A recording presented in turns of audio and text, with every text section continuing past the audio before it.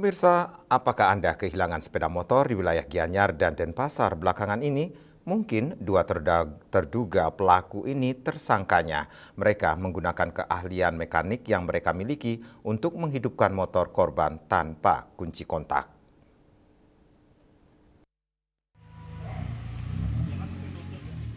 Inilah suasana penangkapan dua terduga pelaku pencurian sepeda motor di kosan mereka di wilayah Kedonganan, Kuta Selatan. Mereka adalah Emone 28 tahun dan Timotius JW 22 tahun. Keduanya berasal dari Kabupaten Sumba Barat Daya, Nusa Tenggara Timur.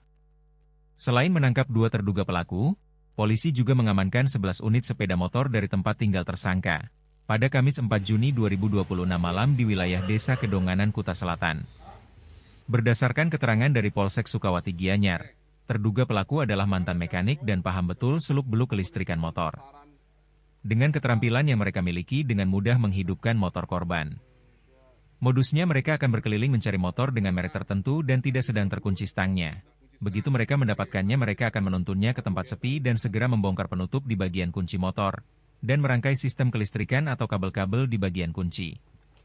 Dengan keterampilan yang ia miliki, dengan sekejap motor hidup tanpa kunci kontak, dan segera motor-motor tersebut ditampung di sejumlah tempat dan terbanyak di kos mereka di Desa Kedonganan.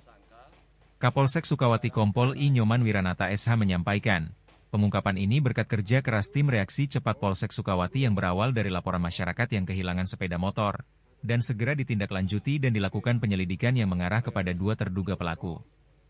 Setelah melakukan pengintaian beberapa waktu, akhirnya pelaku berhasil diringkus. Kasus ini ada keunikannya, di samping tersangka merupakan seorang residivis, jadi tersangka ini juga merupakan mantan bengkel. Jadi dia khusus mengambil kendaraan bermotor yang merek tertentu, hanya merek tertentu.